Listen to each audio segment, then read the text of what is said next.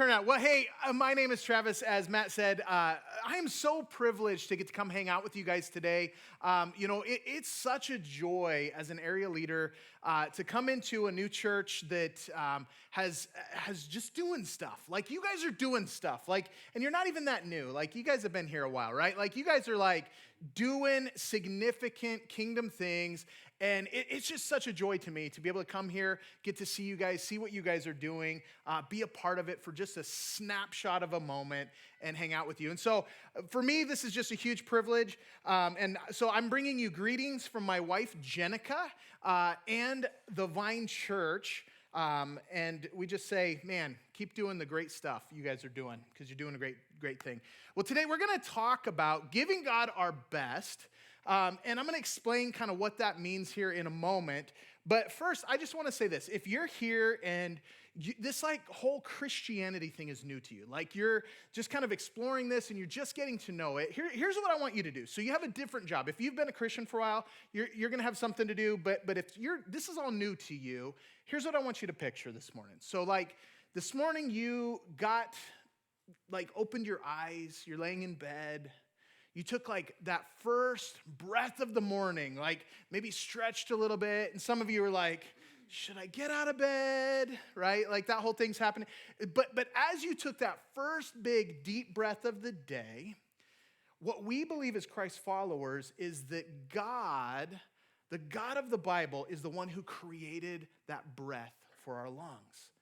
He is the one who is the author of life that created us. And so what we're talking about today is bringing that God, the God who created you, the God who created the whole earth and universe. That's the God we're talking about, bringing our best to that God this morning. So if that's you, I just want you to think about this with the context of as we bring this conversation and unfold it, we're talking about that God. For you as Christians, we're going to kind of unpack some things that maybe you've read this scripture before, maybe you haven't, but either way, we're going to dive in and do our best job of unpacking it and maybe finding something new. And so with that said, I just want to pray real quick. So Father, would you speak to us this morning? Would you stir up our hearts? Would you point out things in our lives that we can lay before you and let you move forward? Lord, that as we learn to trust you, as we learn to follow you, as we learn to give you our best, God, I ask that this morning that you would meet us in that space and that you would give us your presence. Holy Spirit, would you come? Would you speak to us this morning? In your name we pray. Amen. Well, this morning, I'm going to kind of start with a little story. So I have a family, my wife Jenica, and we have 3 kids. And so my oldest is 13, and then I have a daughter, Ellie, who is 10. And then we thought, you know what, why not, start over and have a 4.5-month-old. So we have this 10-year gap between our kids. And so we're right now learning how to get no sleep. That's kind of where our lives are at right now. But I'm going to tell you a little bit of a story about my daughter, Ellie. So I wish I would have brought a picture, but my daughter, Ellie, just a picture. She's like the most beautiful, amazing, wonderful 10-year-old girl that you've ever encountered, ever. And then she is also the most snarky 10-year-old girl that you've ever encountered, ever. And so that would describe my daughter. And so I was having a conversation with my daughter, and my daughter, she just doesn't have a filter. She just says what's on her mind whenever she wants. It just comes out. And so I'm talking with my daughter, Ellie, and we're having just a good conversation. And then I kind of do that dad thing, that sometimes we do, where you start to kind of zone out of the conversation as they're we don't really do that ever, right? But sometimes we do. And so I'm talking to her, and then pretty soon, I'm like, yeah, yeah. And she goes, Dad, what did I say? I don't know. I was caught. She caught me, and I wasn't going to lie to her. So I'm like, honey, I'm sorry. I kind of zoned out there. Tell me what you're going to say. But what happened in that moment? I was kind of going through the motions of the conversation, wasn't I? I was kind of going through the motions, and I didn't really have that heart connection in that moment. And so I started to kind of veer a little bit off course from our conversation. And so that's what happens sometimes in our lives. And how many of you have an area in your life that maybe you'd say like, yeah, I can relate. I have maybe been going through the motions in this part of my life. Anybody ever experienced that? Maybe it's in conversation with your kids, but maybe it's in your marriage. Like you get home from work and you're tired, and I get it. Like you've worked all day and you show up and you're just exhausted, and your spouse wants to talk to you the second you walk in the door, and so it's yeah, and there's a little bit of a disconnection, right? And we go through the motions. Or maybe it is your kids, and like, listen, I get it. You can only listen to like Minecraft and Roblox so much.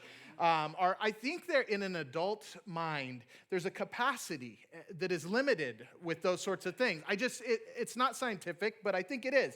But we do. And so what do? You pull out your phones while you're talking to your kids and start kind of scrolling. Oh, yeah, honey. Yeah. How was your day? Oh, it was so good. Okay, great. Oh, yeah, honey. Yeah. Yeah.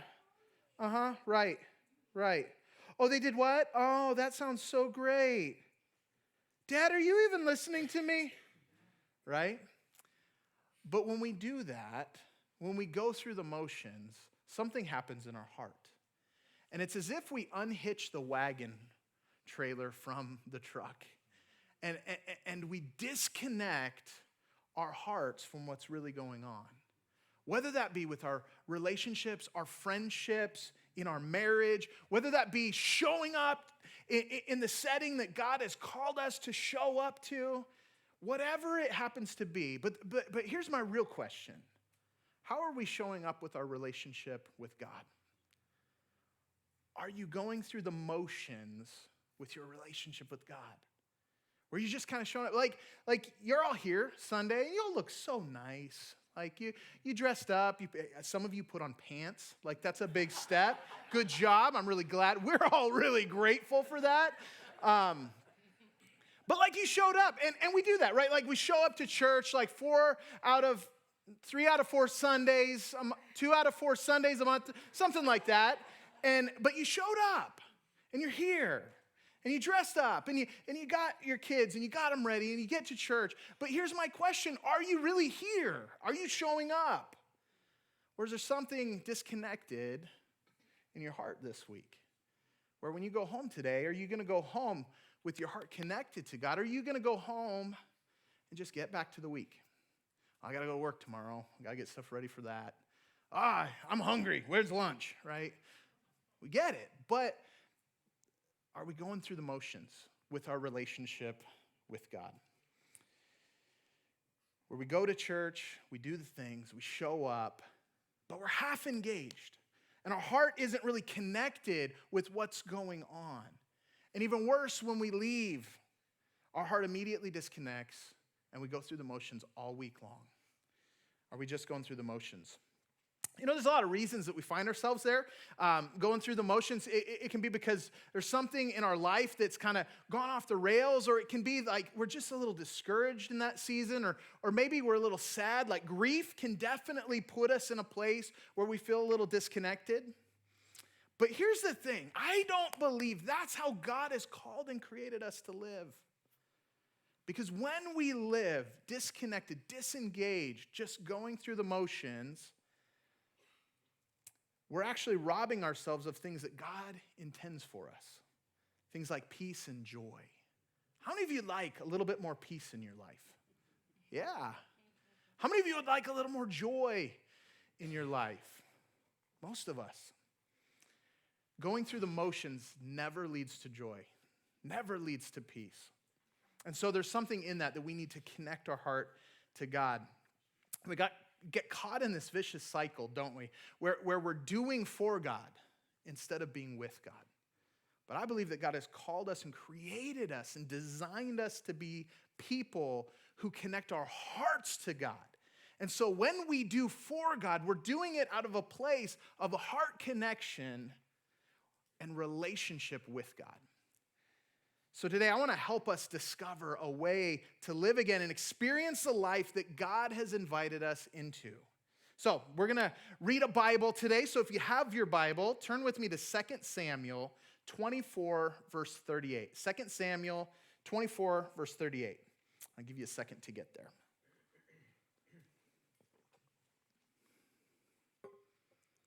As you're turning there, I'm going to give you a little bit of backstory for this passage.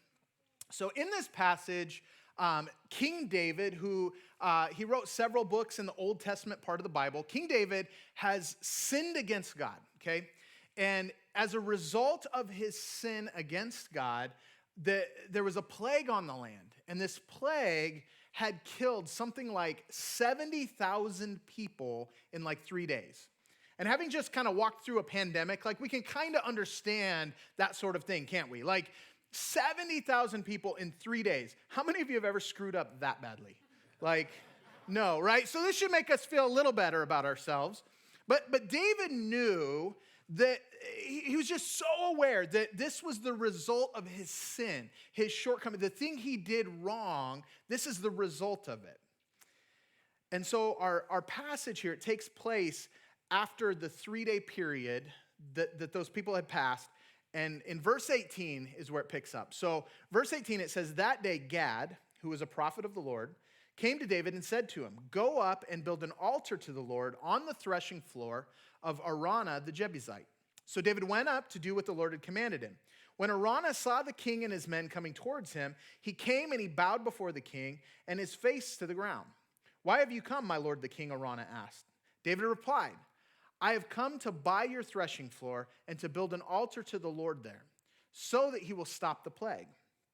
Here's Araunah's response is, take it, Lord, my king, and use it as you wish. Araunah said to David, here are oxen for the burnt offering, and you can use the threshing boards and the ox yokes for wood to build a fire on the altar. I will give it all to you, your majesty, and may the Lord your God accept your sacrifice. And so David responds to Araunah. But the king replies, no, I insist on buying it, for I will not present burnt offerings to the Lord my God that have cost me nothing. So David paid him 50 pieces of silver for the threshing floor and the oxen. David built an altar there to the Lord and sacrificed the burnt offerings and the peace offerings. And the Lord answered his prayer for the land, and the plague on Israel was stopped. That's incredible. The plague on Israel was stopped. Instead of merely going through the motions in that moment, David made a choice to bring his best to God. When I was just graduating high school, I was, just finishing up, and like most graduates, I had a graduation party, and at my graduation party, we did a unique thing where we had a combined graduation party, so it was like my graduation and like several other friends combined their graduation. And so during our graduation party, my parents gave us a gift, and then their parents gave them gifts, and so I got my gifts, and I was like, oh, cool, and this is neat and awesome, and thank you guys, and we got like a pile, like, you know how that goes, like you get a pile of money, and you act like, oh, what's in this, and then you set it aside, but it's cash, and you're excited about it. So I set that aside, and then my friend's parent goes, okay, listen, we got you something really cool, and they bring him these car keys, and they hand him car keys. But they weren't just car keys. They're actually keys to a brand new Chevy 1500. I think we have a photo. Yeah, like this. Step side, fully loaded, beautiful. This was his brand new truck. I got like $50. Right? And so like he gets like this brand new truck, and his parents just, here you go, son, enjoy. And so he takes this truck, and like all, high school graduates, we decided, let's take your truck out for a drive. So we're driving in his truck, and we're driving. This is in the mountains of Montana, as Matt said. I hail from the great Montana mountains. And we have like fields all over. And so as we're driving through the mountains and kind of having fun, we see this field, and we're like, well, of course. So we pull into the field, and we're just driving through the field, bahaing through the field, and just flying. And then all of a sudden, we come up on what looks like an irrigation ditch. Yeah, so like it's got like kind of a slope on one side, irrigation ditch in the middle, and a slope down the other side. And, like all dumb high school no, I'm just kidding. High school students, we say, well, let's jump it. That's a great idea. And so my buddy who's driving, brand new truck, just got the keys from his parents. He goes, all right, and we just take off. We hit one side, and just like you would picture, we go airborne, and we're like, whoa, and we land on the other side so hard, like the wheels slam up into the wheel well, but we landed kind of at an angle, and the bumper actually hit the dirt, and it ripped the front bumper off of this truck, and the bumper goes like underneath the truck. And then the tire must have hit it or something, and it flies out the side and slams into the bed of the truck, putting this ginormous dent and gash in the side. And we get done, and we're like, stopped. Woo! Right? Like, we're so excited. And I look over at my buddy, and I'm just thinking, like, I'm so glad this is not my truck. And I'm looking at him, and I'm thinking, like, oh, what's going to happen? And he goes, it's okay, my parents will pay for it. What? My parents would have had a different reaction. That would not have gone that way with my parents. But why would he treat his truck like this? Brand new, 1,500, beautiful truck. Because he didn't pay for it. It held no real value to him. He hadn't worked all summer to earn the money for this truck. He hadn't sacrificed to pay for this truck. He was given this truck. You see, David understood this idea, and he was not willing to bring something to God that he didn't value. He just wasn't willing to do that. He wanted to bring something to God that held value. And so here's my first point today. And I think this is one of your fill in the blanks. We invest our best in the things that matter most to us. We invest our best in the things that matter most to us. Think about it. How many of you today, if Lord of the Rings came out with a new movie, you'd go see it? Yeah, like 2 of you. Okay, that's my generation. Okay, so how about if the new Marvel came out with a new movie? How many of you go see that? Most of you would go see that, right? Or like, we'll go to an older generation. How many if a new Western came out? Okay, a few of you. All right. But you see, we value entertainment, and so we will invest in entertainment. Or what about, how many of you go to Notre Dame games? How many of you like Notre Dame? Yeah, I'm with you. Isn't that like volleyball or something? Of Notre Dame? Yeah, anyways.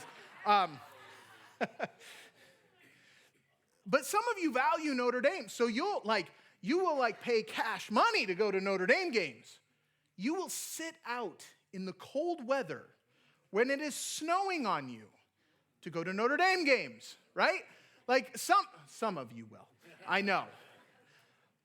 Or what about this? How many of you get that annoying report at the end of the week on your phone that tells you how much screen time you've used?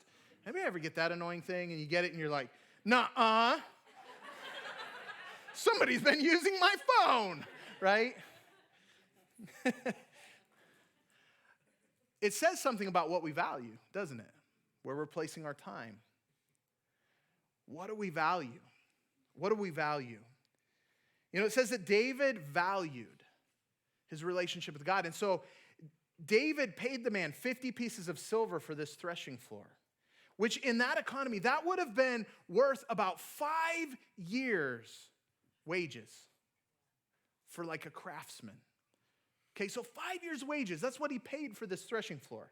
But in 1 Chronicles 21:25, it actually gives us a bigger picture that for the field the threshing floor was in and the threshing floor, and by the way, we have a picture, I think, of the threshing floor. This is what a threshing floor looks like if you don't know.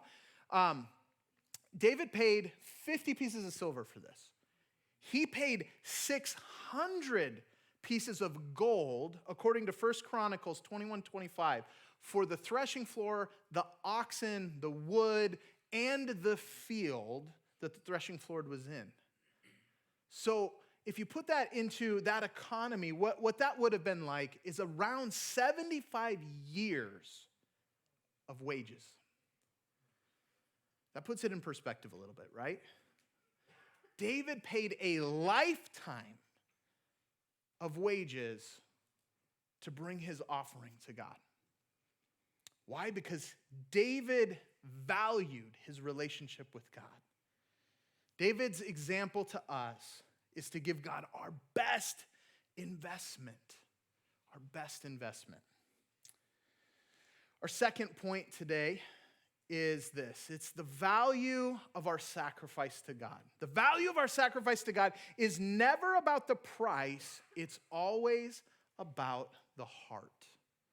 The value of our sacrifice is never about the price. It's always about our heart. God didn't care about how much money David paid for the field. Like, I'm pretty sure that God does not need our money and our time and our energy. But what he wants is our heart. God is after our heart. And so when we say giving God our best, really what we mean is giving God our heart. Giving God our heart. There's this passage in Luke 21 where Jesus he's kind of watching this scene unfold, and there's a bunch of wealthy people bringing their offerings.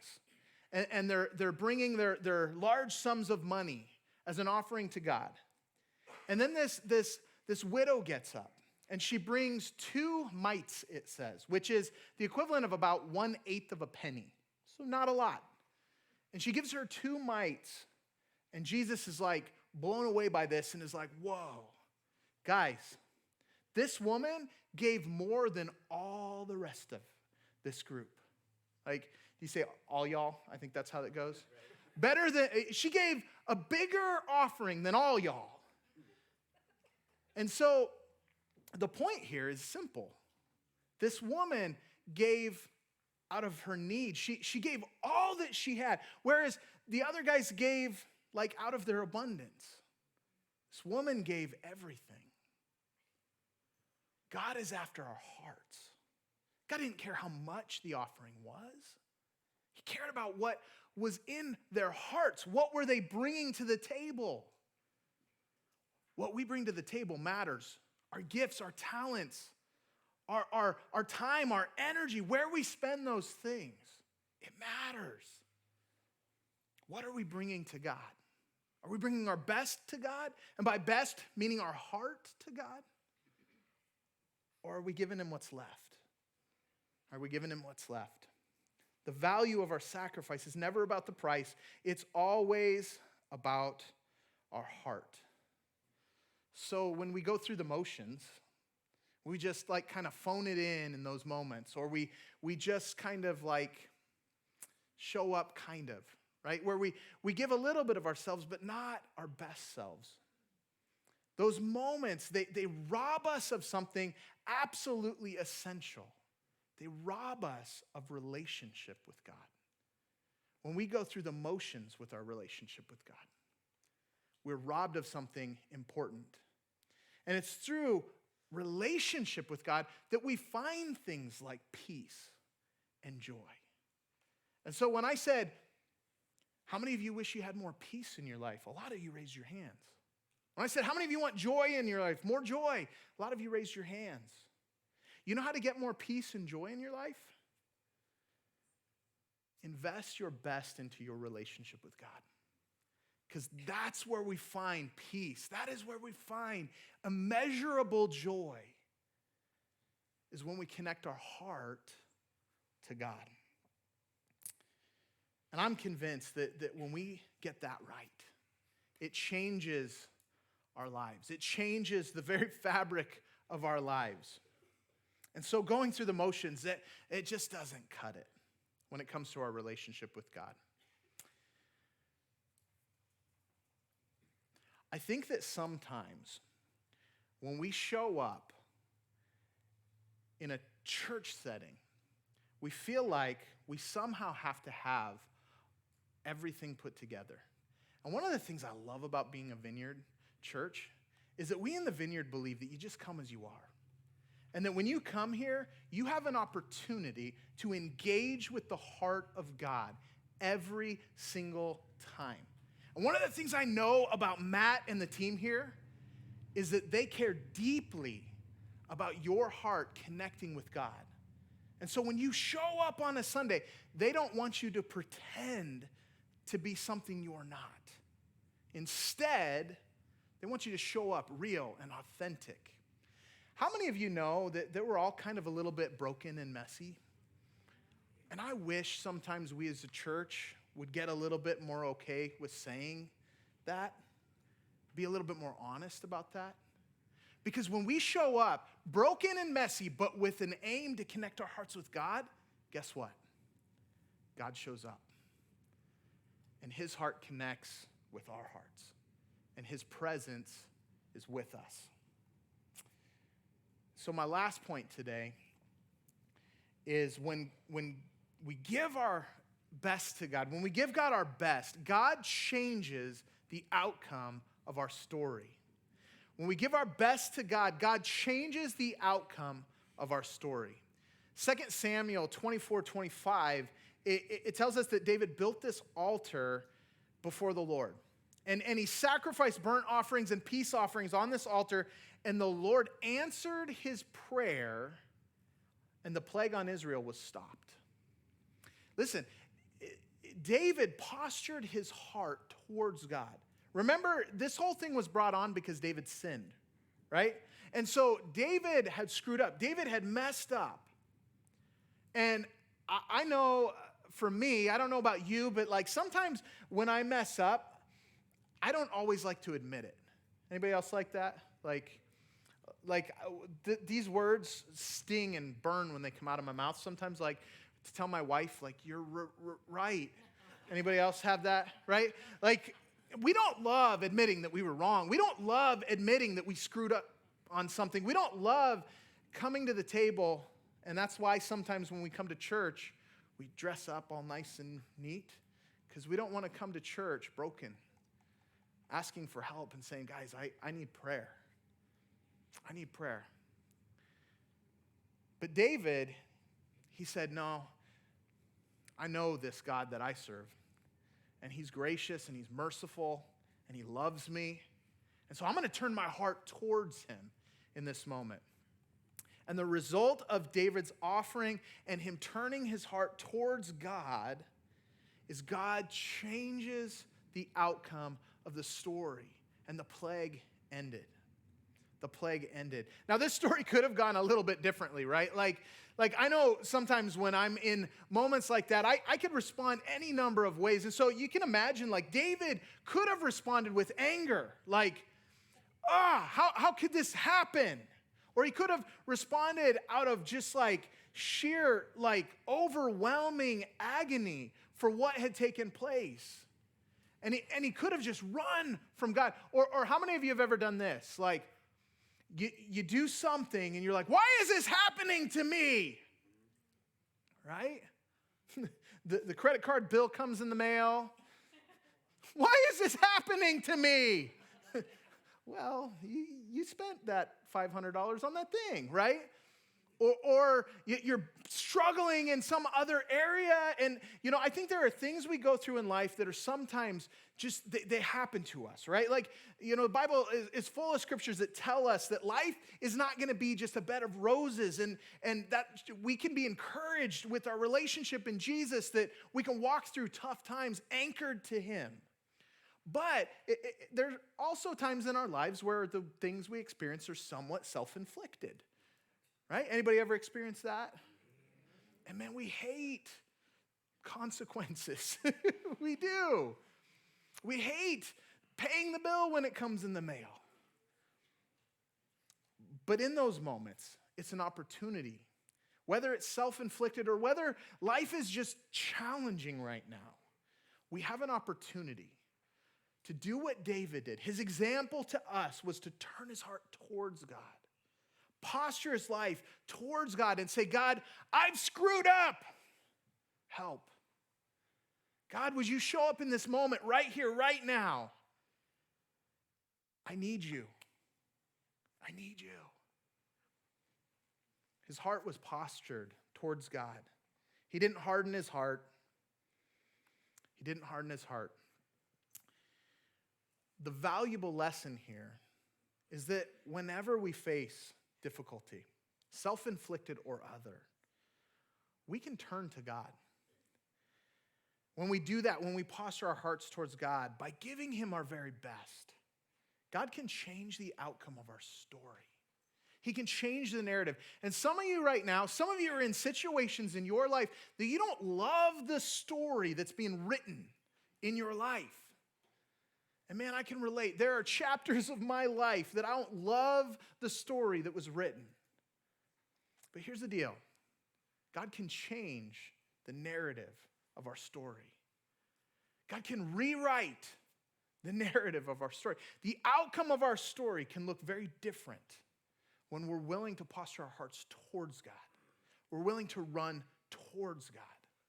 And we're willing to say, God, I was wrong when we're wrong. And run after God. God will change the outcome of our story. Bringing our best to God, which is bringing our heart to God. It's like hitching the wagon up to God's truck and saying, God, I'm following you. I may not know the outcome of the story yet, but I'm going to trust you, and I'm going to follow you, and I'm going to lean into you, and I'm going to give you my heart in this moment. So as we wrap up, I'm going to invite our worship team to come back up. I want you to consider something. As we're kind of bringing this to a closing, I'm actually going to ask you guys, if you're willing, would you guys stand up with me?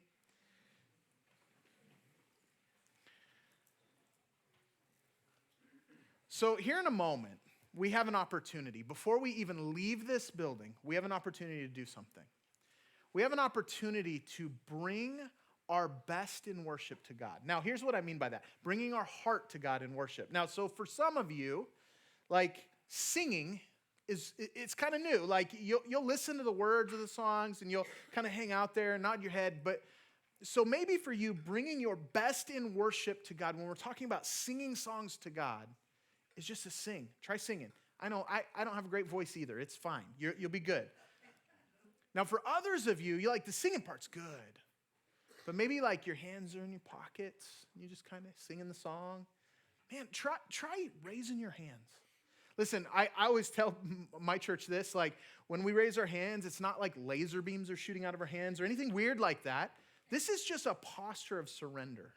When we put our hands like this, it's like saying, God, I'm open to you. God, my heart is open to you. I'm exposing my heart to you. Would you meet me in this moment? When we kneel, it's kind of the same thing, just a posture of humility, saying, God, I'm here and I'm laying before you. So whatever that looks like for you today, the first thing I want you to do is bring your best to God in worship. The second thing I want you to do is this week.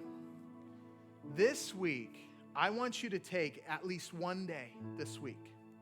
I want you to set aside 30 minutes. Anybody can do this. And I want you to take that 30 minutes after you get off work, once you're home in the evening. I just want you to take a portion of your evening. And I want you to take your cell phone out of your pocket. I want you to throw it in the garbage can. No, I'm just kidding. I want you to set it somewhere where you're not going to be tempted by it every 10 minutes. Just set it in another room, whatever you need to do. And I want you to dedicate 30 minutes. In the first 20 minutes, you're gonna do anything that connects your heart to God. Maybe it's turn on a worship song and just sing to God, or listen to the lyrics and just meditate, think about God, whatever that looks like. Maybe read about God, read the scriptures, read the Psalms, something about God, or maybe read a book about God. Whatever that looks like, do something that connects your heart to God. And then the last 10 minutes, I want you to do this. I want you to take your hands and I want you to open them like this. And I want you to just close your eyes if that's easier for you. And just say, God, I'm here and I'm open. God, would you speak to me? And would you be with me? Just a simple prayer. God, would you come and be with me? And then let God's presence be with you. And in that moment, just listen. Maybe God will speak something to you, or you feel something in your heart that God's maybe nudging you towards. But just be quiet for 10 minutes. And then when you're done, you've connected your heart to God. You've given God your best. You've shown up in that moment for 30 minutes. I want you to take the rest of the evening, and I want you to do something that engages your heart with the mission that God has given you, which is connecting with people and loving people, right? And so I want you to take the rest of the evening, and maybe it's break out a board game, play a board game with your kids. Maybe it's go to coffee with a friend, have some relationship. So we're going to give the first 30 minutes of our best to God, and then we're going to give time to the rest of the evening with others and investing in his mission. Now, for some of you, this is going to feel addicting. You're going to get into that 30 minutes. You're going to be like, I want more. Great. Go for it. If it turns into an hour, 2 hours, 3 hours, great. Do it. But whatever you do, connect your heart. Give God your best in worshiping him. Let's give our best to God in worship.